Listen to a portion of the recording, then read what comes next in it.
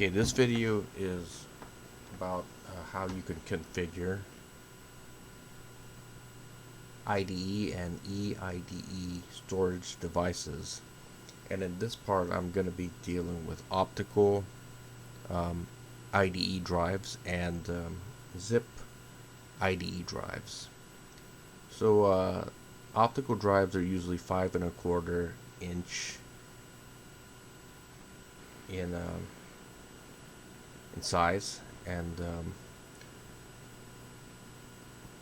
they could either be CD-ROMs or DVDs. So they could be CD-ROMs, CDRs, CDRWs, DVD ROMs, ROM drives, DVD RW drives. So those are the formats for the IDE drives, optical drives, and these IDE devices have jumper settings that you have to set before you could use them, because typically you could share a IDE cable with two devices. So you would hook up the IDE cable into your motherboard, and then you would have it split into two IDE connectors, and you could connect each one to a IDE device. That's how it worked.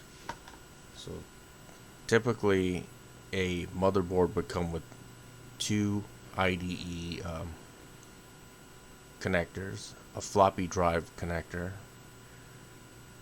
and this would enable you to put in 4 devices into your computer. So as for the jumper settings, they have to be set correctly. You have to tell the motherboard or the BIOS which drive is the master and which drive is secondary or the slave. So the master would be, let's say, for an optical drive, it would be D drive, for optical drive. And the slave or secondary would be E drive for the optical. It could be set up that way if you put 2 optical drives. So for the back of a optical drive, you have the power supply connector, which is on the right where you see 1, and number 2, that's the interface connector, that's the IDE connector, and 3, that would be the device configuration jumper. This is where you set the jumper settings for your device. And number 4 is the audio out connector. This connected from your optical drive to your motherboard. So there's 2 types of optical drives. The first type were 2 to 4x in speed, and those types of CD-ROM optical drives had they had 10 pins typically, and they would have 2 jumpers in them. So if you want to set the master, then you set it in where you see there, one on the far right, and you skip one and then you put another jumper on there. That would be for master. And for slave, it would be or secondary, would be you'd put a jumper on the far right and you'd put another jumper 3 spaces to the left. So that's how it would be configured if you want to set it, if you want to set master and slave. So if you're just using one drive, you wouldn't have the slave in there. It would just be set at master. That would be the primary or solitary drive. If you put on 2 drives, then one drive would be set for master and another drive would be set for slave. if you want to use a split IDE connector. And you have the CD-ROM, which was from 6 to 48X, and this also is for DVD-ROM drives as well, and DVD-RW drives, which fit in the same category. So these would have typically 6 pins for the jumper pins, sorry. And the way you set master and secondary or slave is much more simpler. You would just have one pin. So for master, you would just put it all the way to the far right. That'd be for master. If you want to use it singly, you could do that. If you want to add a secondary drive, then you put the jumper setting right in the middle, and that's how you set it. And also for older the 2x, the 1x to 4x optical drives, you could have just one connector. So if that's the case, you could see the diagram under CD-ROM types. That's how you would set it. So if you want to set it at master, you'd put it right in the middle. And if you want to set a secondary drive, optical drive, then you put it right next to it, right on the left. And that's how you set the secondary or slave drive. So the zip drive's the same as well, but I don't think anybody's going to be using zip drives. But diagram is there on the right. The power connector, where you see number 1, that's on the far right, and device configuration jumper is in the middle, where you see number 2, and the interface connector is number 3. That's the IDE connector.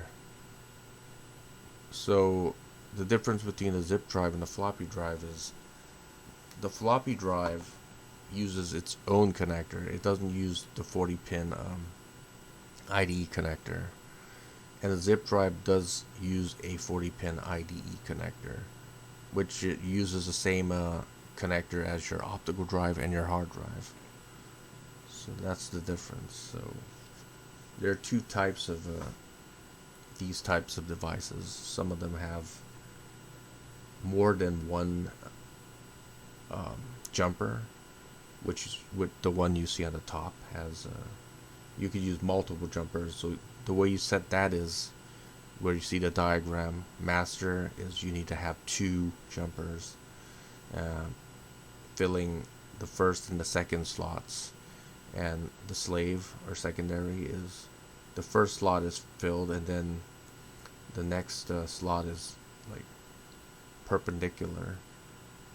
You set it like that. And for master automatic selection, you would put all the jumpers in there, all 3 of them parallel to each other, and it would just allow you to use that as a single zip drive.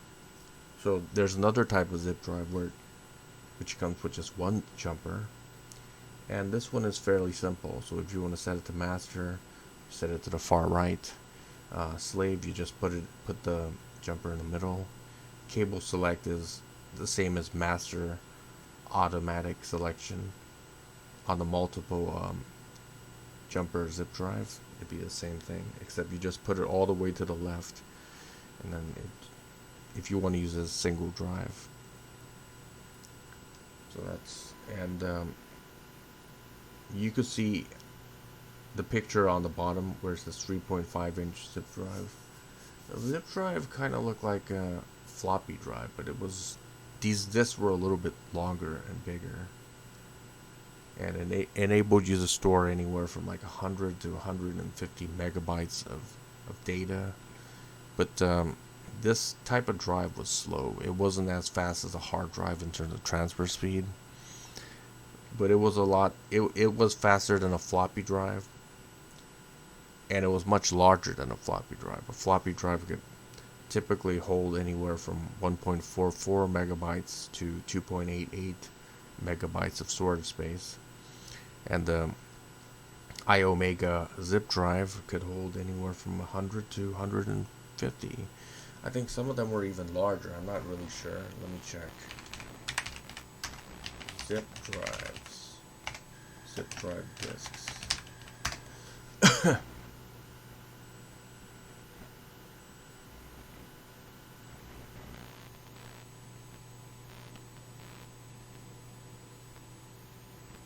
Wow, they could hold up to 750.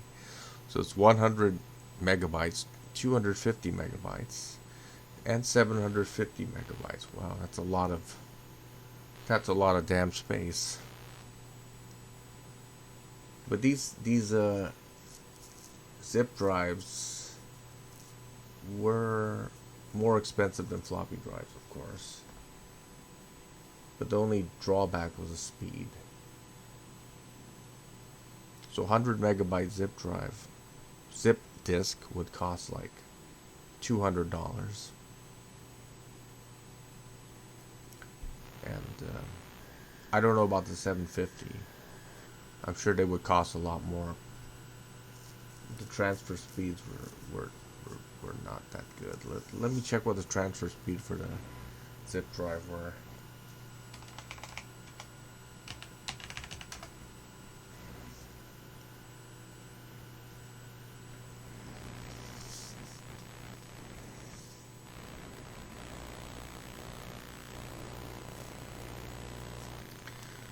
So the transfer speed for a zip drive was 125 kilobytes per second. That is not very fast compared to how fast a IDE hard drive can transfer speed. It was IDE hard drive could transfer speeds at maybe 8 megabytes per second. 8.25 to if you had a ATA 133, then you could transfer speeds at 16.63 megabytes per second. So it was slow. I mean, comparatively, zip drives are like much slower. That's compared to a standard ATA 66 hard drive. It would be about 66 times slower than a hard drive. This is why these things were phased out. You know, they could store a lot, but it would take you a very long time to access the data. So that's all there is for configuring IDE storage devices for optical drives and zip drives. And yeah, so back in the day, it wasn't, you couldn't just plug in the IDE drive. You know, let's say you connected two IDE hard drives in the same IDE cable into the hard drive, into the motherboard and to your drives. It wouldn't just work. You need to set the jumper settings to make it work. If you just put it in, then the BIOS wouldn't know and it wouldn't detect it.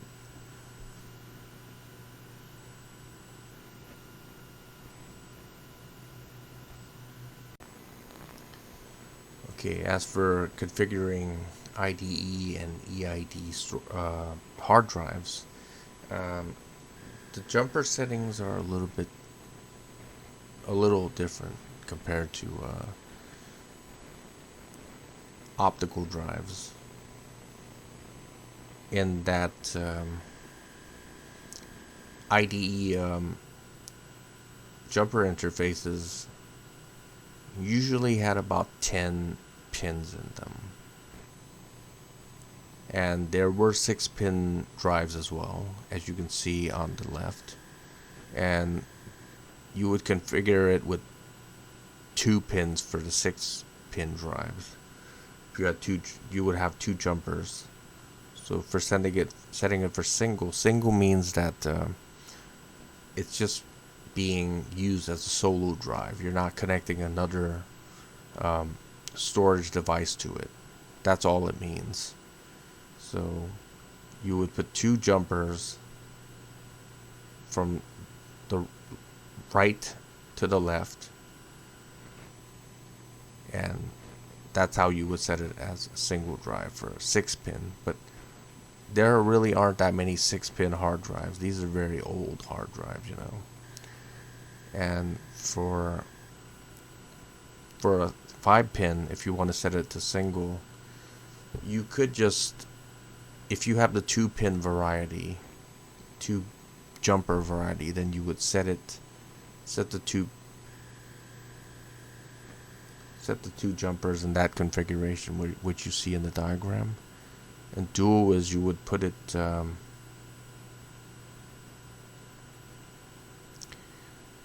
like that, one in the middle and one on the far right. And for slave, if you had 2 jumpers, sorry, I got the thing mixed up. This should be IDE hard drives with 2 jumpers, but I put 1 jumper. I screwed up there. For dual slave or secondary, if you put a secondary hard drive in there, then you would put 2 jumpers on the far right, just right next to each other, parallel to each other. And for IDE hard drive with 1 jumper, for single, you could just take out all the jumpers. Just take out the jumper, and then it would just be used as a single solitary hard drive. And if you want to set it as master, you would just put 1 jumper right in the middle where you see number 5. And for dual, you would put it in number 3, which is on the right. And cable select is automatic, so that would be just number 1. Just put it all the way to the put it all the way to the right, and that's it. So on the bottom you see back of 3.5-inch hard drive. So IDE hard drives all had like Molex 4-pin connectors on the right, which you see number 1, and number 2 it had device configuration jumper. That's where you would put the jumper. And on my drive, it's all the way on the right. It's a white jumper, you see it. And number 3 is an IDE interface connector. That's what you use. You connect the IDE cable there, and you connect it into the motherboard, basically. And number 4, that's a jumper. That's just a white thing that you see. And on the right, you see a 3.5-inch IDE hard drive. They look pretty much like the hard drives that you have today, the SATA 3.5-inch hard drives. They're about the same size and everything, except the interfaces are different. And you see the jumper on the right. That's how a jumper looked like.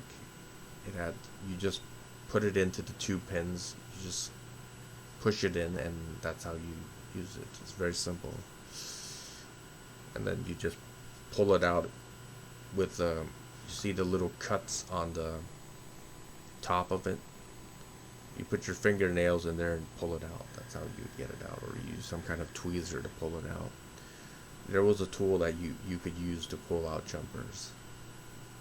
And if you didn't have one, you could just use your fingernails.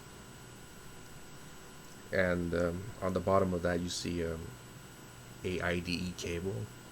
So typically, there were 2 IDE types of cables. The first one was, it wouldn't have any splitter in it.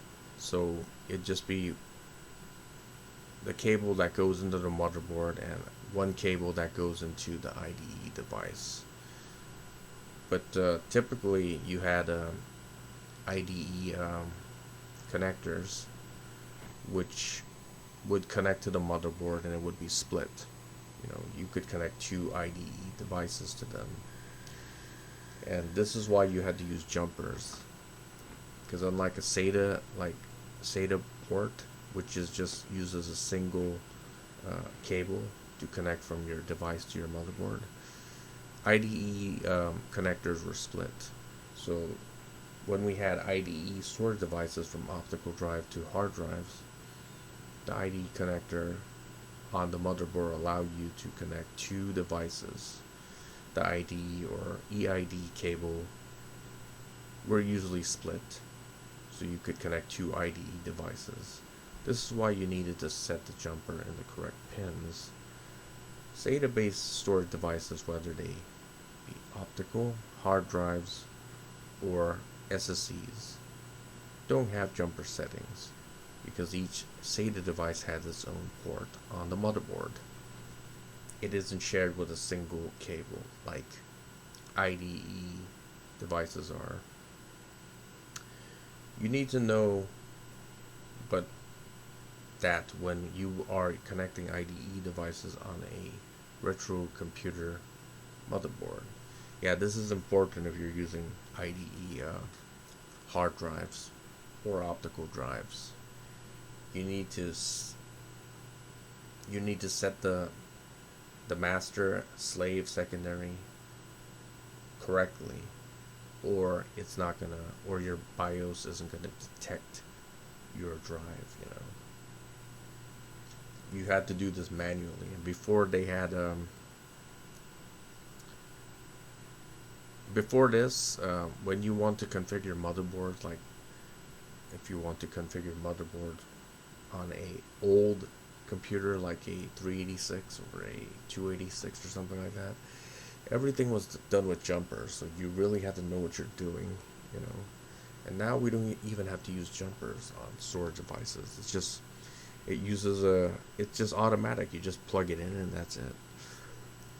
So if you do come around any IDE devices and you want to put it into your retro motherboard or retro computer, then you need to know this, and that's about it. Thanks for watching.